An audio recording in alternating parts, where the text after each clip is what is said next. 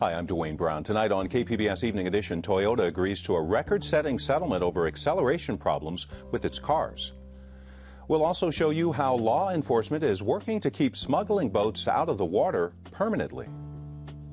And this isn't an easy day for airline passengers, why getting out of town has been a challenge. KPBS Evening Edition starts now.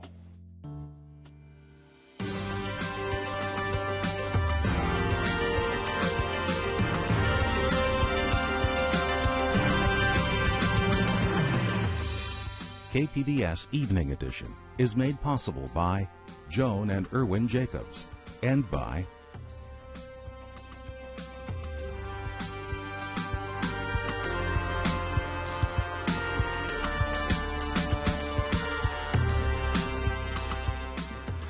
Toyota has reached a settlement tonight in a case involving hundreds of lawsuits over accelerations problems.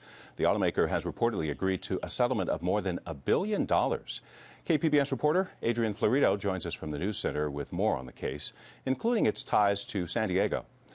Adrian, this is being called the largest settlement of its kind in the U.S. Involving auto defects. How is San Diego involved? Remind us. Well, this case was actually a class action lawsuit that was filed. It was the consolidation of hundreds of cases that were filed against Toyota from across the country. And a lot of these were filed in the aftermath of an incident here in San Diego. A California highway patrolman was killed when the Lexus that he was driving through Santee sped out of control. He and his entire family were killed. And this tragic accident was the accident that really drew a lot of attention to Toyota and to a lot of the reported acceleration problems that its cars were having. So there's no direct tie between this and this case and that incident and this lawsuit, but a lot of these lawsuits arose as a result of the tension that was brought after that family was killed. Right. In fact, that family did file a lawsuit. It was settled out of court. What has Toyota agreed to do as part of this current settlement? Well, as part of the settlement, it's going to establish a fund from which payments could be made to car owners who say that the value of their cars diminished because of all the negative publicity that these recalls brought to Toyota. So they may have sold their cars for less than they actually were worth. So Toyota is going to make payments to them. It's also going to establish some supplemental insurance programs. It's going to retrofit a lot of the cars that may have been affected. And it's also going to establish some educational programs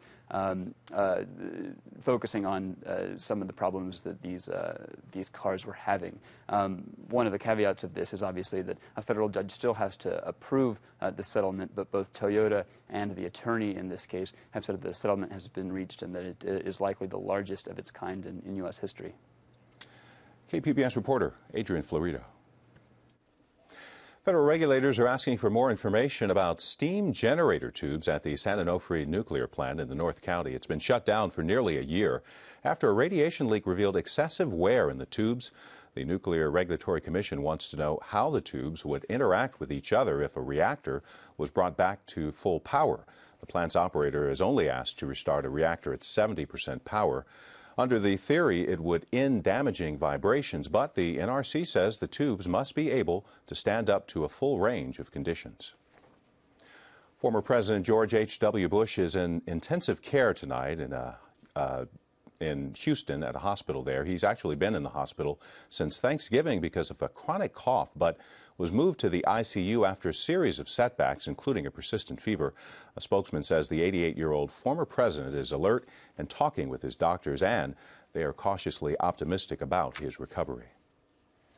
Just 6 days left for federal lawmakers to avoid the fiscal cliff. President Obama and members of Congress are heading back to Washington. House Republican leaders are urging the Senate to consider a bill to extend all existing tax cuts. The Senate reconvenes tomorrow. Scores of flight delays at San Diego's Lindbergh Field today, caused by winter storm conditions in the Midwest, South, and Northeast. More than 80 flights were experiencing delays into and out of San Diego even before noon today to places like Chicago, Dallas-Fort Worth, and San Francisco.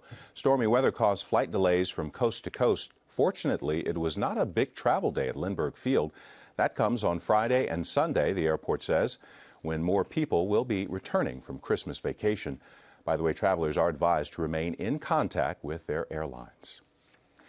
Federal audits to determine if companies are hiring illegal immigrants have reached record highs this year. The Obama administration's focus on employers rather than workers marks a major shift from the Bush administration policy.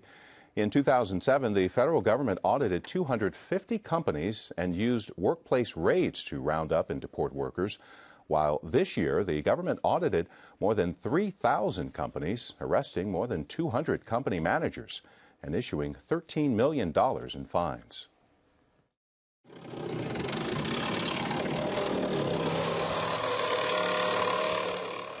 Abandoned or seized panga boats used to get auctioned off, but now they're chopped to pieces in San Diego because law enforcement agents were seizing the same boats again and again. These days, smugglers are using a variety of boats, including pleasure craft registered in the U.S. Agents say they're going farther out to sea and up the coast, hundreds of miles from the Mexico border. Now, earlier this month, a Coast Guard member was killed when two suspected smugglers rammed his boat off the Santa Barbara coast. They were later captured near San Diego. UCLA and Baylor face off in San Diego's second college bowl game in a week, the Holiday Bowl. Baylor has the highest-ranked offense in the country. Bowl games are a big boost to the local economy. Last year, the Holiday and Poinsettia Bowls generated a combined $26 million in San Diego.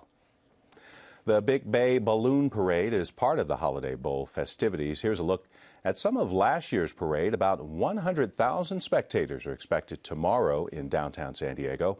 Marching bands, drill teams, magnificent floats, and more giant balloons than any other parade will be on display beginning at 10 in the morning. The parade will also be televised nationally on Channel 4 San Diego. Trolley service is getting beefed up because of all the Holiday Bowl festivities. MTS says it's adding more trains on the Green Line. They're expecting big crowds for the Holiday Bowl. 20,000 folks are expected to take the trolley to and from Qualcomm Stadium. The San Diego International Auto Show opens tomorrow as well at the Convention Center. It's described as the largest auto show under one roof in Southern California, with more than 400 cars from 36 manufacturers and 13 ride and drive events, giving visitors a chance to get behind the wheel of the newest models. The show runs through Sunday. Well, once you've packed up all the wrapping paper and cleared away the Christmas leftovers, time to think about that Christmas tree. The city, of course, has started its annual recycling program. If you get yard waste picked up every week, you can leave your tree out at the curb. Otherwise, there are 16 locations around town where you can drop off your tree. To find one near you, call the number on your screen, 858-694-7000. As 2012 winds to a close, we continue our look back at the big stories of the year. Here's Peggy Pico. Political and military stories topped our local news coverage in 2012. Joining me with a recap of their biggest stories is KPBS military reporter and blogger Beth Ford Roth and KPBS Metro reporter Katie Orr. Katie, let's start with your coverage of the mayor's race for the November election. Bob Filner, of course, is our new mayor. Would you say were you surprised, I should say?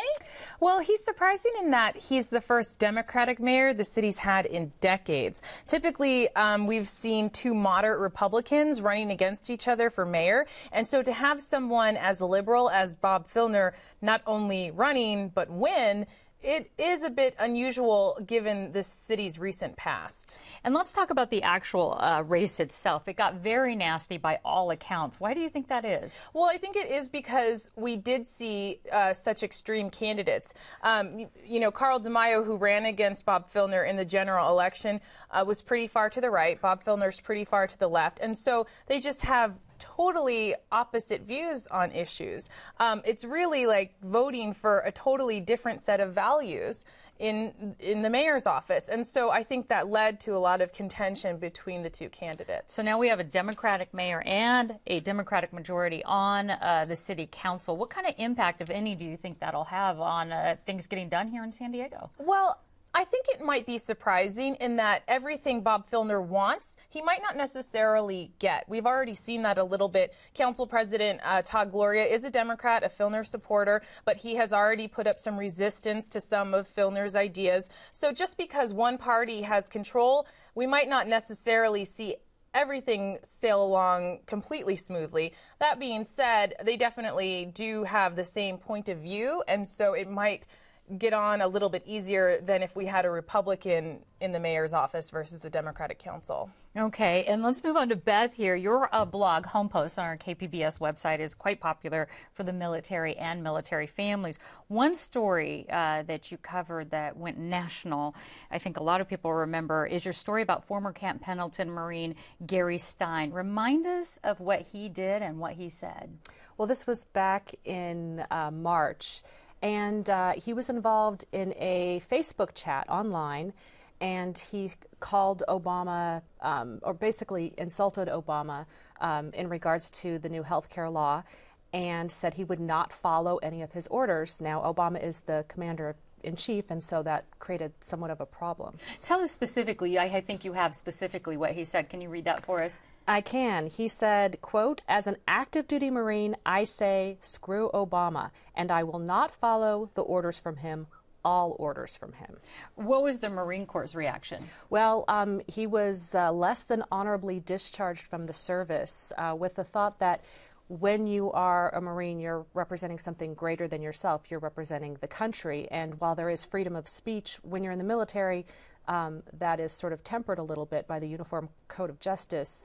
You can't say whatever you want, and you can't really support outwardly a political candidate or, in this way, criticize the commander-in-chief or anyone in your chain of command, actually. Most Marines know this, correct? Or people enlisted, they know going in that you follow your commander-in-chief? I got a lot of feedback from people in the military who said, you know, he should have known better, that when you're in the military, it's just a different set of rules, and that's understood. And then again, he had a lot of supporters, including, ironically, the American Civil Liberties Union, because a part of his huge support was with conservatives, but the American Civil Liberties Union actually backed him and supported him, saying it was a matter of free speech.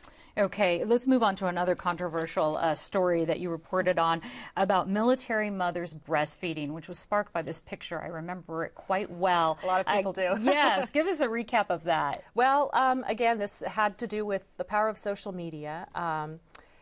There was a push to support women breastfeeding, actually up at a military base in Washington, Fairfield Air Force Base.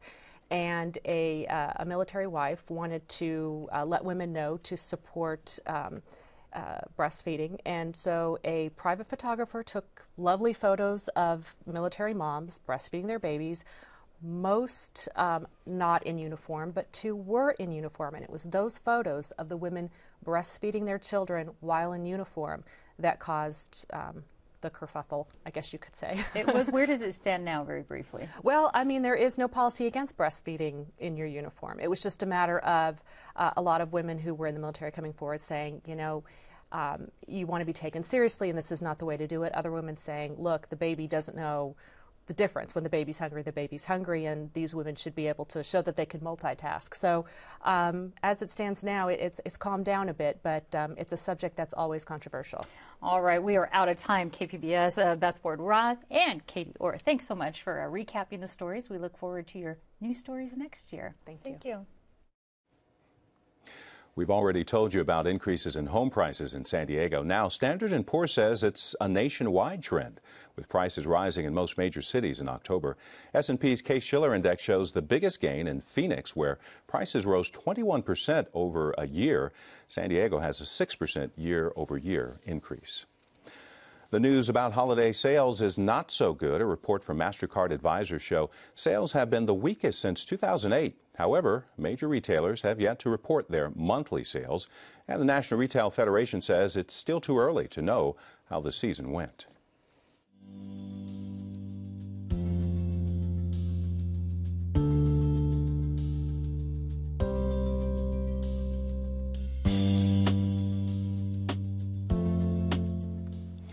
Federal education officials are set to deny California's bid to avoid the strict requirements of No Child Left Behind. The rejection isn't formal, but State Schools Chief Tom Torlakson says he got the unofficial word last week. The law requires all students be proficient in math and reading by 2014. a goal widely criticized as unrealistic. It only applies to schools getting federal funding to support low-income students. San Diego County has about 480 such schools. Of those, 2/3 are facing sanctions because student test scores aren't improving fast enough. San Diego Unified serves about 3,500 homeless students. They tend to get lower test scores and are twice as likely to drop out. Earlier this year, KPBS education reporter Kyla Calvert introduced us to one girl beating the odds.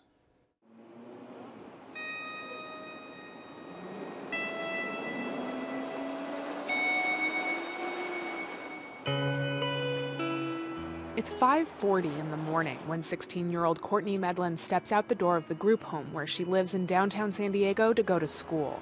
And it's likely she's already been awake for 2 hours. If I'm going to wash my hair in the morning, I'll wake up at like 3:45 and I'll wash my hair, and then afterwards I'll get ready for school. The city bus stop is 4 blocks away. She normally has time to make a quick stop at 7-Eleven. Go buy some coffee to keep me warm and keep me awake during school because I've had an issue with sleeping in class. The 7-Eleven is also well lit, which isn't the case at the intersection where Medlin waits for the bus.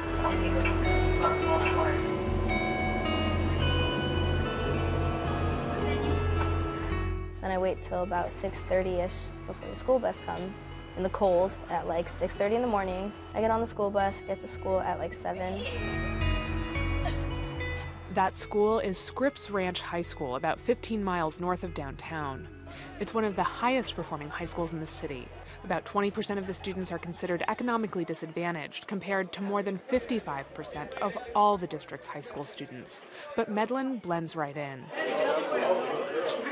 I think what really made me want to stay is just like I was comfortable here. Like I already knew people here. I didn't have to worry about dealing with other people somewhere else. Like people who end up like talking behind my back or like talking to my face. Medlin says she isn't interested in hiding the lengths she goes to get to school from her classmates and friends. I'm going to be open about it. It's not something to hide. Like, it's who I am. Like, that's what's happened in my life. When Medlin's mother overdosed on methamphetamines the day before Thanksgiving in 2008, she was already living with her grandmother. She had moved there a few years earlier after a year of hotel hopping with her mom. But things at her grandmother's weren't perfect either.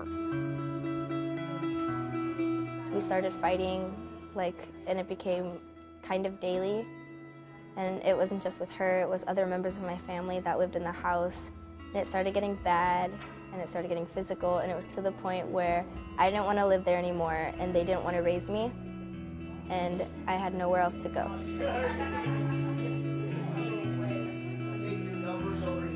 The stress of instability is hard on anyone, and Scripps Ranch principal Ann Mena says her years spent as a school counselor showed her it can be devastating to kids' academic success. The students were here. When we have them, we can help them. And then when they leave, we don't know what happens to them. And then when they come back, we just kind of have to pick up, but it's maybe 2 steps behind where we were from the original assistance with them. The rest of Medlin's morning is nothing if not routine.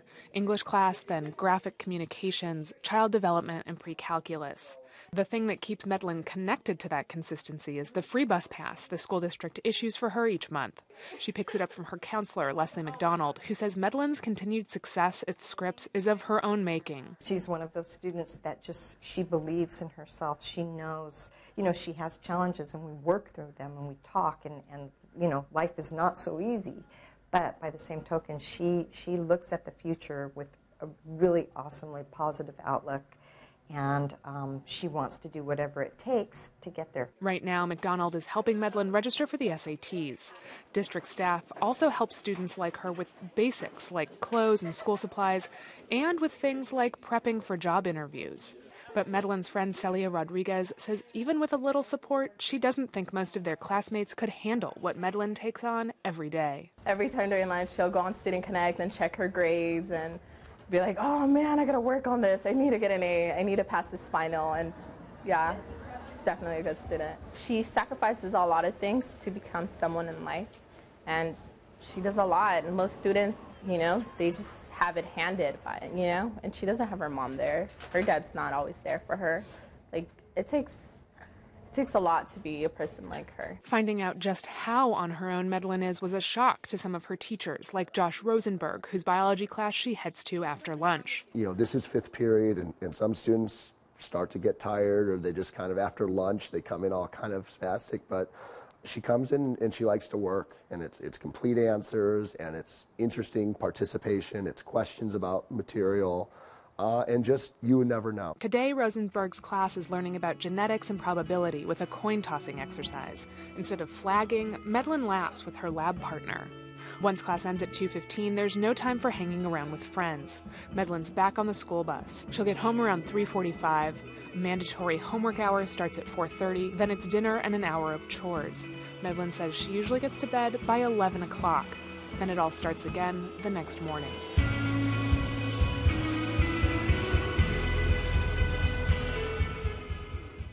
An update now on Courtney Medlin. She's busy applying to colleges and scholarship programs. She says she's interested in studying marine biology.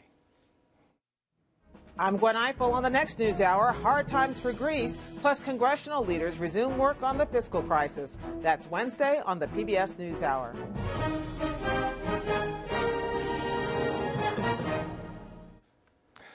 The rain has moved on. Partly cloudy conditions are expected on the coast for the next few days in San Diego. Getting a bit cloudier by the weekend. There's also a high surf advisory for South County beaches.